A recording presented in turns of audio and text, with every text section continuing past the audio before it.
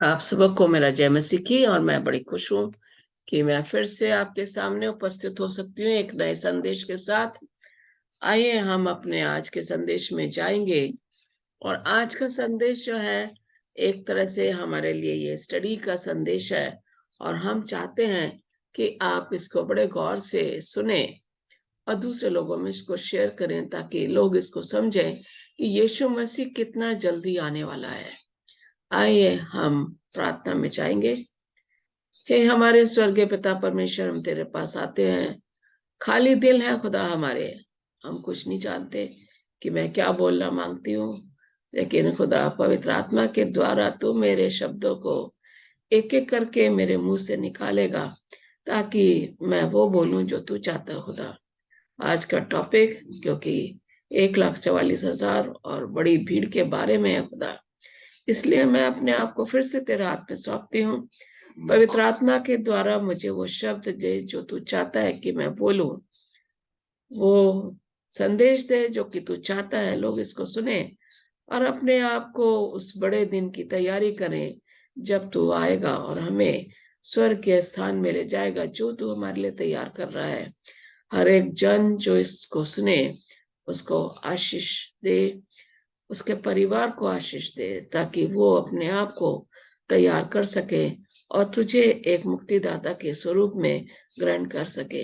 यही हमारी प्रार्थना है, सुनो ग्रहण कर, आमीन। बड़ा अच्छा मैंने ये संदेश लिया है आज का। और हम देखते हैं कि ये 1,44,000 और एक बड़ी भीड़, ये जो टॉपिक है, ये जो शीर्षक है, बहुत से लोग जो है इच्छुक होते हैं कि हमें इसका जो है सच्चाई क्या है। जो प्रकाशित वाक्य में यूहन्ना जिसने प्रकाशित वाक्य का लेखन किया है, उसको ये रोया में दिखाया गया था। और जब हम ये देखते हैं कि ये जो है 1,44,000 और वो बड़ी भीड़, ये दोनों जो हैं बहुत ही महत्वपूर्ण है हमारे लिए, हमारी जिंदगी के लिए, ताकि हम इसको समझें। अगर हम जाएं प्रकाशित वाक्य उसके 6 अध्याय की 13, 14, 15 आयत में अगर देखें, तो वहां पे इस तरीके से लिखा है, आकाश के तारे पृथ्वी पर ऐसे गिर पड़े जैसे बड़ी आंधी से हिलकर अंजीर के पेड़ में से कच्चे फल झड़ते हैं। अजीजों, ये समझिए कि 12वीं आयत बता रही है कि छठी मोहर जो है वो खुल रही है। और जब छठी मोहर खोली जाती है तो एक बड़ा भूकंप आता है और सूर्य जो है कंबल के समान काला और पूरा चंद्रमा लहू के समान हो जाता है। 14वीं आयत में यहाँ पे इस प्रकार लिखा है, आकाश ऐसे सरक गया जैसे पत्र लपेटने से सरक जाता है। आगे यहाँ पे कह रहा है, और हर एक पहाड़ और टापू अपने अपने स्थान से ढल गया। तब पृथ्वी के राजा अब और प्रधान और सरदार और धनवान और सामर्थी लोग, हर एक दास और हर एक स्वतंत्र पहाड़ों की खो में और चट्टानों में जा छिपे।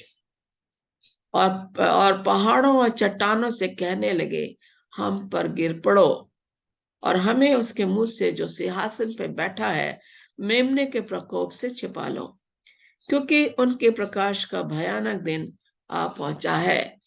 अब कौन ठहर सकता है? यहाँ पे लिखा हुआ है, अब कौन ठहर सकता है।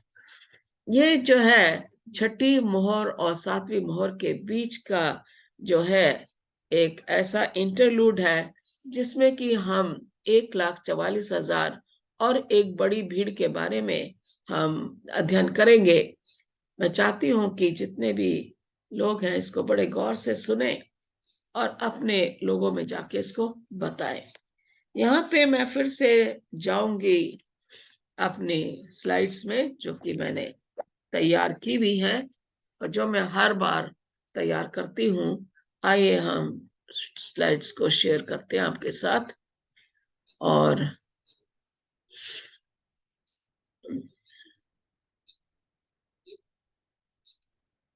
चलिए अब हम आ जाते हैं 1,44,000 और ग्रेट मल्टीट्यूड, बड़ी भीड़ के बारे में हम आज अध्ययन कर रहे हैं। और यहाँ पे हम देखेंगे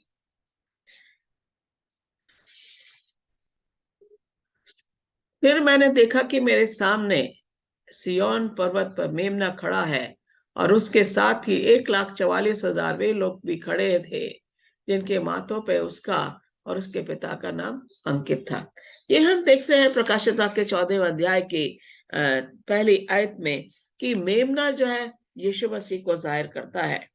यहाँ पे हम देखते हैं कि 1,44,000 वे लोग भी खड़े थे जिनके माथों पर और उसका और उसके पिता का नाम अंकित किया गया था।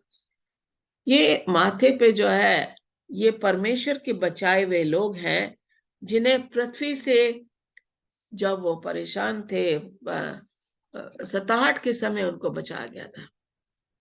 अगर हम यहाँ पे देखें कि ये 1,44,000 जो नंबर है, हम जाएंगे 7वें अध्याय की पहली आयत में, जहां पे कि इस तरीके से यूहन्ना जो है हमें बता रहा है। इसके बाद एक धरती के चारों कोनों पर 4 स्वर्गदूतों को मैंने खड़े देखा। धरती के चारों कोनों पर, चारों कोनों का मतलब है सारे संसार पे, चाहे वो उत्तर में हो या पश्चिम में हो या पूर्व में हो या दक्षिण में हो, सारे संसार पे 4 स्वर्गदूत खड़े हैं। धरती की चारों हवाओं को रोक के रखा है।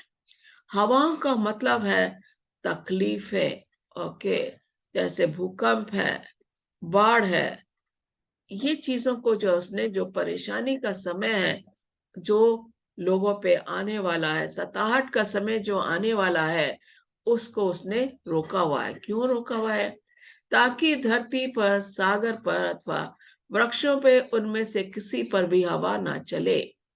ये जो हवा है, हम देखते हैं कि जाड़ों में ठंडी हवा हमें बहुत परेशान करती है।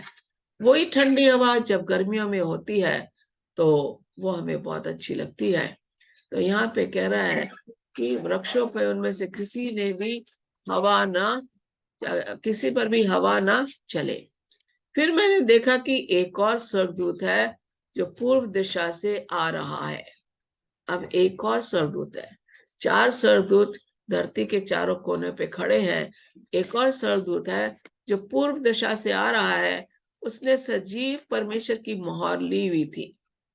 परमेश्वर की मोहर आप जानते हैं कि जिन लोगों को परमेश्वर पे विश्वास है, जो परमेश्वर के चुने हुए लोग हैं और जो अंत तक परमेश्वर के साथ वफादारी से रहेंगे, उन पे ये मोहर लगाई जाएगी। तथा वह उन चारों स्वर्गदूतों से जिन्हें धरती और आकाश को नष्ट करने का अधिकार दिया गया था, ऊंचे स्वर में पुकार के कह रहा था, जब तक हम अपने परमेश्वर के सेवकों के माथे पे मोहर नहीं लगा देते, तब तक तुम धरती, सागर और वृक्षों को हानि मत पहुंचाओ। परमेश्वर के सेवकों का मतलब है 1,44,000। हम इसको थोड़ा और आगे देखेंगे कि 1,44,000 क्या है। क्या ये सच में असलियत में ये लोग हैं या एक तरह से सिंबल की तरह ये लोग हैं? और यहाँ पे आगे हम देखते हैं कि परमेश्वर के सेवकों का, उन्हें सर्वेंट्स ऑफ गॉड कहा गया है। यहाँ पे हम देखते हैं कि उन्हें पृथ्वी से बचाया गया है। इनकी और हम खासियत देखेंगे। फिर जिन लोगों पे मोहर लगाई गई थी, मैंने उनकी संख्या सुनी। वे 1,44,000 थे जिन पे मोहर लगाई गई थी। इस्राएल के सभी परिवार समूह में से थे। अब अगर हम देखें यहूदा के परिवार के 12,000, अगर उत्पत्ति में अगर हम देखें याकूब के जो 12 बेटे थे, उसमें जो है सिमियन जो है पहले नंबर पे आता है, और लेकिन यहाँ पे यहूदा का नाम पहले दिया गया है। और फिर दिया हुआ रूबेन, उसके 12,000, गाद उसके 12,000, आशेर 12,000, नफ्ताली 12,000, मनाशे 12,000, शमोन 12,000, लेवी 12,000, इसाकर 12,000, जबलून 12,000, यूसुफ 12,000, बिन्यामीन 12,000। ये गोत्र हैं याकूब के जो कि जाहिर होते हैं 12,000। अगर हम इसको आगे देखें तो यहाँ पे दान का नाम नहीं दिया हुआ है। ओके, दान एक और बेटा था, लेकिन जब प्रकाशित वाक्य में जब ये अभी हमने पढ़ा है तो उसमें दान का नाम नहीं है, लेकिन उसकी जगह मनासे जो कि यूसुफ का बेटा था उसका नाम दिया गया है। दान सड़क के किनारे के सांप के समान है, वह रास्ते के पास लेटे हुए उस भयंकर सांप की तरह है जो घोड़े के पैर को डसता है और सवार घोड़े से गिर जाता है। तो दान का नाम है जो वो सांप का मतलब है शैतान, और इसलिए जो है यहाँ पे दान का नाम जो है इसमें नहीं दिया गया है। आगे देखेंगे हम एफ्रम जिसको इंग्लिश में बोलते हैं, एप्रन का नाम भी नहीं है। अगर यहाँ पे देखें होशे की पुस्तक 4 अध्याय के 17वें अध्याय में लिखा है, एप्रम भी उसकी मूर्तियों में उसका साथी बन गया, सो उसे अकेला छोड़ दो। इसलिए जो बुत परस्ती में चला गया, परमेश्वर से दूर चला गया, पाप में पड़ गया, इसलिए एप्रन का नाम भी इस लिस्ट में नहीं है। और इसलिए ये 12 जो गोत्र हैं वो जो है बताए गए हैं कि ये जाहिर होते हैं। अगर हम आगे देखें इसको तो 12 जो हैं इनके नाम जो है इनकी माता ने रखे थे। मैं फिर वहीं जाऊंगी। इनके नाम इनकी माता ने रखे थे। यहूदा का मतलब है मैं परमेश्वर की महिमा करूंगा। रूबन का मतलब है कि उसने मुझे देखा है। गाद का मतलब है कि उसने मुझे फॉर्चून दिया है। एशर का मतलब है मैं खुश हूं। नफ्ताली का मतलब है मैं लड़ाई के लिए तैयार हूं। मनासे का मतलब है कि मुझे भूलना चाहिए पुरानी बातों को। सिमियन का मतलब है परमेश्वर मेरी सुनता है। लेवी का मतलब है कि परमेश्वर मेरे से जुड़ा हुआ है। इस्साकार का मतलब है कि परमेश्वर ने मुझे खरीद लिया। ज़बूलून का मतलब है एक रहने वाले परमेश्वर का निवास स्थान। यूसुफ का मतलब है परमेश्वर जो है वो मेरे साथ है। और बेंजामिन का मतलब है परमेश्वर के son of a right hand. Okay, ये इनके मतलब है। और यहाँ पे हम देखते हैं कि किस तरीके से 12 जो कबीले हैं जिनको अभी हमने देखा है कि ये पुराने नियम के हैं, और 12 जो मसीह के चेले हैं। ओके, और इसमें 1000 का नंबर दिया हुआ है। नंबर्स गिनती की पुस्तक 31:4 में ऐसे 1000 पुरुषों को इसराइल के हर एक कबीले से चुनो। इसराइल के सभी परिवार समूह से 12,000 सैनिक होंगे। तो हम यहाँ देखते हैं युद्ध के लिए जब इन्हें तैयारी करनी होती है तो 12,000 सैनिक होते हैं, जो कि 12 का जो मतलब है ये परमेश्वर के 12 पुराने नियम में याकूब के बेटे 12 बेटे, और नए नियम में यीशु मसीह के चेले। यहाँ पे अगर हम देखें तो आगे हम अपनी स्लाइड में जाएंगे और मेमना और 1,44,000। ओके, मेमना जो है यीशु मसीह को जाहिर करता है। कह रहा है Then I looked and behold lamb standing on the Mount Zion.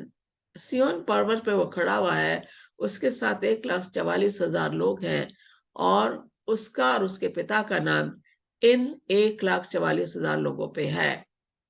फिर कह रहा है and I heard a voice from heaven like the voice of many waters, like the voice of thunder, and I heard the sound of harpists playing their harps.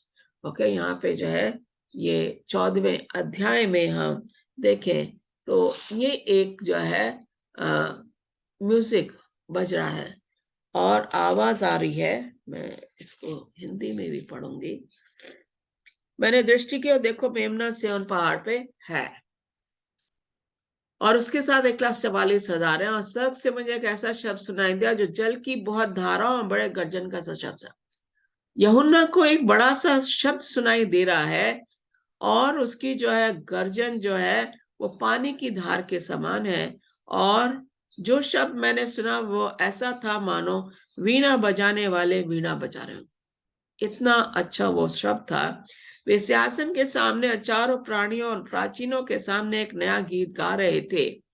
उन 1,44,000 जनों को छोड़ जो पृथ्वी पर से मोल लिए गए थे, कोई वो गीत ना गा सका। जो पृथ्वी पर से मोल लिए गए थे और प्राचीनों के सामने, ओके, सिंहासन के सामने, परमेश्वर के सिंहासन के सामने, ये यूहन्ना बड़ी अच्छी तरह से ये रोया देख रहा है और कह रहा है सिंहासन के सामने और चारों प्राणियों और चारों प्राचीनों के सामने एक नया गीत गा रहे थे। इनके अलावा कोई भी वो गीत नहीं गा पा रहा था। ये कह रहे हैं वे ये हैं जो स्त्रियों के साथ अशुद्ध नहीं है, जो बुत परस्ती में नहीं गए हैं, परमेश्वर से दूर नहीं गए हैं, ये इनकी खासियत है। पर कुंवारे हैं, ओके, इन्होंने अपने आप को पाप से बचा के रखा है, इसलिए यहाँ पे दिया गया है कुंवारे हैं। ये वे ही हैं जहां कहीं मेमना जाता है, जहां मेमना जाता है उसके पीछे पीछे जाते हैं, वे उसके पीछे हो लेते हैं। ये तो परमेश्वर के निमित्त पहले फल होने के लिए मनुष्य में से मोल लिए गए हैं। ये पहला फल है यीशु मसीह का, जो कि परमेश्वर के सामने भेंट किया जाता है। उसके मुंह से कभी झूठ ना निकला था, वे निर्दोष है। ये है, पर 1,44,000 का जो जिक्र यहाँ पे दिया गया है कि इनकी खासियत है, इन्होंने झूठ नहीं बोला और परमेश्वर के पीछे, मेमने के पीछे पीछे जाते हैं। ये परमेश्वर के लिए एक पहला फल है, और इनमें कोई भी पाप नहीं पाया गया, और ये परमेश्वर के सिंहासन के सामने बिना किसी, ये निर्दोष खड़े होते हैं। ये यहूदा उसकी ये पहला ही अध्याय या 24 आयत में बताया गया है कि किस तरीके के 1,44,000 लोग हैं जिनको कि ये उनकी खूबियां हैं। यहाँ पे अगर देखें तो ये जो 1,44,000 है, ये अलग से है सिंबॉलिक तौर पे, और यहाँ पे इनको बताया गया है कि बचाए हुए लोग। अगर हम इनको देखें तो यहाँ पे बताया गया है कि मेमने के सामने इनको सर्वेंट्स ऑफ गॉड कहा गया है, ओके, परमेश्वर के सेवक। और फिर आगे जो है ये बता रहे हैं इनके माथे पे सील है। अगर हम सील को देखें तो सबसे अहम सवाल होता है कि ये लोग जो है परमेश्वर का जो चौथी आज्ञा है उसका पालन बड़े आराम से, बड़े आसानी से करते हैं। ये कह रहे हैं इनको जो है, जो वो सील दी गई है, सील का मतलब है, मोहर का मतलब है, इनको आखिरी 7 महाविपत्तियां जो आने वाली हैं उनसे ईश्वर इन्हें बचा के रखेगा, क्योंकि इन्होंने अपने आप को निर्दोष साबित किया है।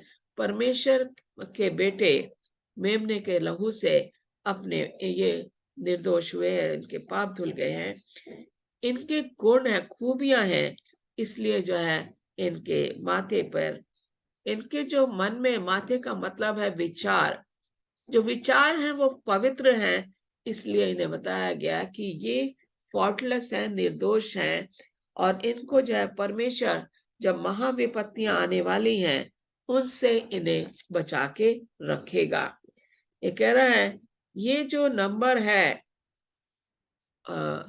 इजराइलियों के बच्चों का, ये कह रहे थे अब्राहम को बोला गया था कि तेरा वंश जो है समुद्र के रेत के समान होगा, और यहाँ पे जो है इनको ये बचाया गया है। ये सिंबॉलिक तौर पे अगर देखा जाए 1,44,000, 12 जो है वो गोत्र है इनके, और 12 जो है अपोस्टल हैं, और 12 को अगर 12 से मल्टीप्लाई करें तो 12,000 हो जाता है, और 1000 से मल्टीप्लाई करें तो टोटल जो है 1,44,000 आता है। अगर हम देखें 12 का बहुत बड़ा अहम रोल है, क्योंकि वो जो स्त्री जो थी जिसको 12 साल से लहू बह रहा था, वो जो है पुराने नियम में अगर देखा जाए तो कुर्बानी जो है वो लहू बहा के ही की जाती थी। जब यीशु मसीह क्रूस पे गए तो कुर्बानी जो है वहां पे खत्म हो जाती है। वो जो स्त्री है जो 12 साल से जो है खून उसका बह रहा था, वो जाहिर होती है पुराने नियम की कलीसिया। हम 12 साल की जो बेटी होती है जिसको यीशु मसीह ने जिंदा किया था, वो जाहिर होती है नए नियम की कलीसिया।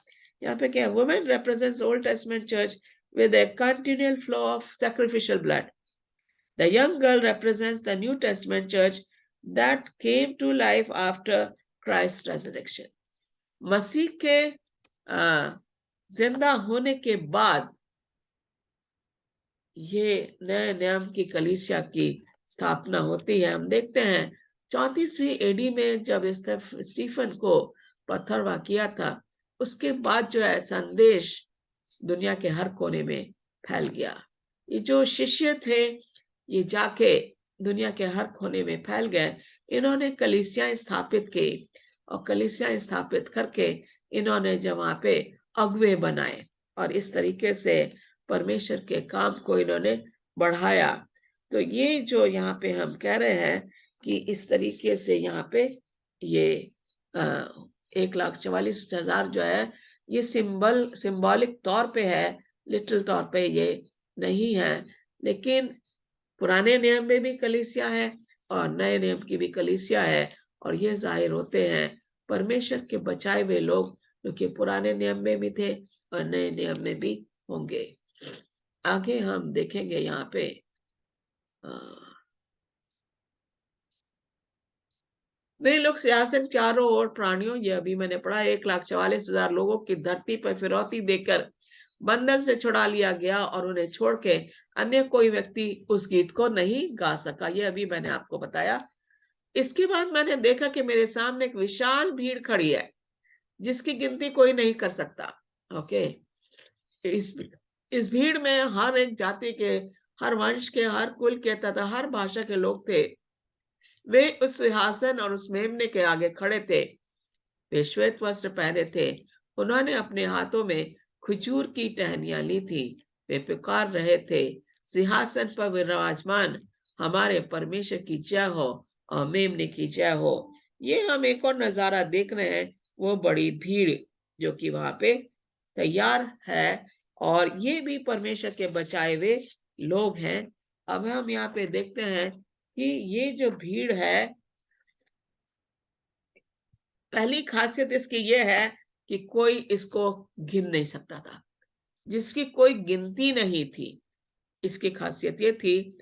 और इनको जो है ये वो लोग हैं जो कि सताहट से निकल कर आए हैं, और इनको जो है ये हजारों की तादाद पे हैं और इनको बचाया गया है। मत्ती 7:13-14 में आप इसको देख सकते हैं।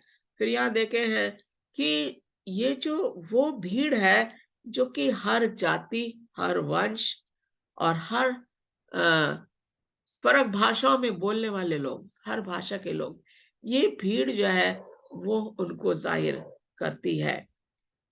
तीसरी खासियत जो इस भीड़ की है, इन्होंने जो है श्वेत वस्त्र पहन रखे हैं, और 7 बाब की 14वीं आयत में लिखा है कि इन्होंने अपने आप को मेमने के लहू से अपने आप को, पापों को धो लिया है। ये कह रहे हैं ये लोग वो हैं जो कि उस सताहट के समय से गुजरे हैं और वहां से ये लोग निकल कर आए हैं। ये कह रहे हैं there is a tremendous hope for us now. इनको अगर बचाया गया, ये अपने आप को इन्होंने परमेश्वर को सामने उपस्थित किया, समर्पित किया, और मेमने के लहू से इन्होंने अपने आप को, पापों को धोया, और सताहट के समय ये वफादार रहे और श्वेत वस्त्र पहने हुए हैं लोग। ये जो है परमेश्वर कहता है 7वें अध्याय की 17वीं आयत में परमेश्वर कहता है कि उसको छोड़ जिस पर छाप अर्थात उस पशु का नाम या उसका नाम अंक हो, अन्य कोई लेन देन ना कर सके। नहीं, एक मिनट मैं पीछे जाऊंगी थोड़ा। जिन चिन्हों के कारण जिसे पशु के सामने दिखाकर उसे दबा दिया, पृथ्वी के रहने वालों को भरमाता था, पृथ्वी के रहने वालों से कहता था जिस पशु की तलवार से लगी है वह जी गया।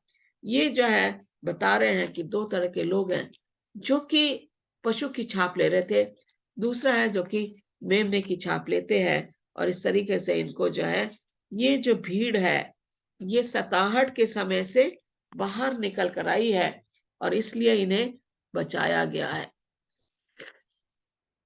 ये अभी मैंने 7 और 9 10 पढ़ी आपके सामने। 7वें अध्याय की, एक मिनट मैं इसको पढ़ देती हूँ हिंदी में, ताकि आपको पता रहे।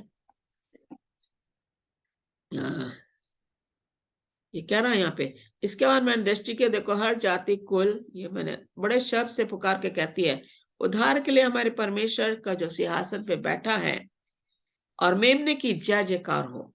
ओके, ये लोग गा रहे हैं मेमने की जय जयकार हो। और सारे स्वर्गदूत तो सिंहासन और प्राचीनों और चारों प्राणियों के चारों ओर खड़े हैं और ये कह रहे हैं इसी कारण वे परमेश्वर के सिंहासन के सामने हैं। उन्हें सताया गया, वहां से वो निकल कर आ गए हैं और इसलिए जो है वो परमेश्वर के सामने खड़े हैं। जो सिंहासन पे बैठा हुआ है उनके ऊपर अपना तंबू बनाएगा, मतलब उन्हें सुरक्षित रखेगा। वे फिर भूखे और प्यासे ना रहेंगे और ना उन पे धूप, ना कोई तपन होगी। ना भूख और प्यास का मतलब है जब डार्क एजेस का पीरियड है, जिसको हम कहते हैं 538 से 1798 का जो पीरियड था, उसको डार्क एजेस कहा गया है, क्योंकि उस समय मसीही लोगों को सताया गया। और यहाँ पे जो है क्रिश्चियंस, उनको मारा गया, जलाया गया और उन्हें बांधा गया, उनके बच्चों को चीर दिया गया, उनसे बाइबल छीन ली गई। ये पेप्सी के द्वारा ये सब हुआ।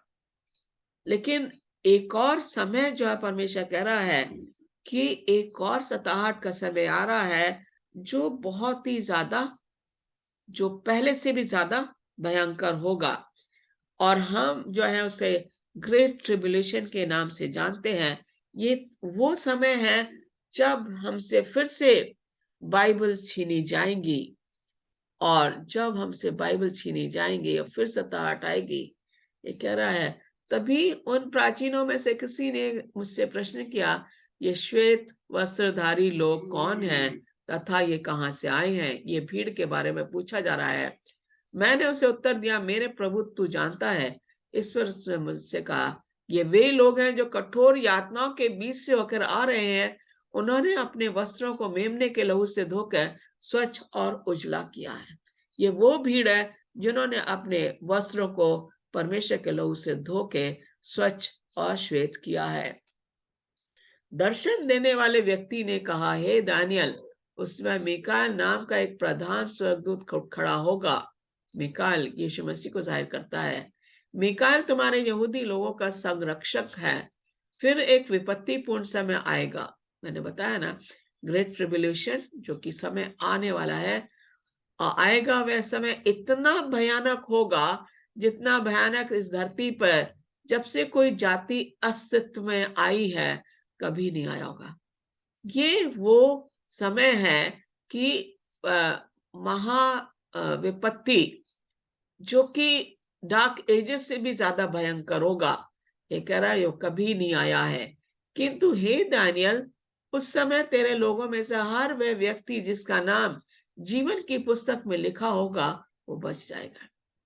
ये जो यातनाओं का समय जो आने वाला अजीजों, हम अगर उन यातनाओं में से अगर हमें गुजरना पड़ेगा तो परमेश्वर के विपत्ति जो है वो हमें निकाल लेगा। अगर हम वफादारी से अपने आप को पवित्र रखेंगे और मेमने के लहू से धोते रहेंगे, हम निर्दोष पाए जाएंगे तो हमारा नाम जीवन की पुस्तक में लिखा जाएगा। और चाहे कितनी महाविपत्तियां आए मसीही लोगों पे, परमेश्वर हमारा संरक्षक है, वो हमें उससे बचा के रखेगा। इसलिए हमें बहुत जरूरी है कि अपने आप को जो है परमेश्वर के सामने सुपुर्द करें। ये कह रहा है याकूब 1:12, वह व्यक्ति धन्य है जो परीक्षा में अटल रहता है, क्योंकि परीक्षा में खरा उतरने के बाद वह जीवन के उस विजय मुकुट को धारण करेगा जिसे परमेश्वर ने अपने प्रेम करने वालों को देने का वचन दिया है। धन्य है वह व्यक्ति जो परीक्षा में अटल रहता है, रहेगा, और खरा उतरने के बाद जीवन का मुकुट मिलेगा, विजय का मुकुट मिलेगा। और हमें परमेश्वर जो है प्यार करने वाला है, हमसे प्यार अपने लोगों को जिनको वो प्यार करता है, वो उसका वायदा है कि वो उनके जीवन का मुकुट देगा, क्योंकि वो विजयी हासिल हुए हैं, यातनाओं से निकल कर आ गए हैं और परमेश्वर के सामने वो खड़े हैं। Heaven will surely be worth it all. इन सब के बावजूद, ये सब यातनाओं के बावजूद, अगर हम परमेश्वर में सच्चे तरीके से बने हुए हैं, तो हमारे लिए यीशु स्वर्ग में वो मुकुट हमारे सर पे रखेगा जो उसने हमसे वायदा किया है। परमेश्वर आपको आशीष दे। आइए प्रार्थना करेंगे। ये हमारे स्वर्गीय पिता, हम फिर से तेरे पास आते हैं। तूने हमें वर्ड्स दिए, तूने मेरी सहायता करी, तेरा धन्यवाद हो, ताकि मैं तेरा संदेश इस जूम के द्वारा लोगों तक पहुंचा सकूं। लोग इसको सुने, ग्रहण करें और अपने आप को वफादारी के साथ उस राज्य की तैयारी करें जो कि तू हमें स्वर्ग में देने वाला है। मैं चाहती हूँ हर एक जन जो इसको सुने उसको आशीषित कर, वो अपने आप को तुझे समर्पित करने वाला बने, उनके परिवारों में खुशहाली बनी रहे, उनकी बीमारियों से उन्हें दूर कर, जो भी चीज से वो परेशान है, चाहे वो पैसे के तौर पे हो, चाहे वो शारीरिक तौर पे है, चाहे वो प्रॉपर्टी हो, जो कुछ भी उनकी परेशानी उनको दूर कर खुदा। वो चाहते हैं कि वो इन सब से मुक्त होकर तेरे नजदीकी आए। यही मेरी प्रार्थना है, सुन ग्रहण कर। आमीन। आमीन।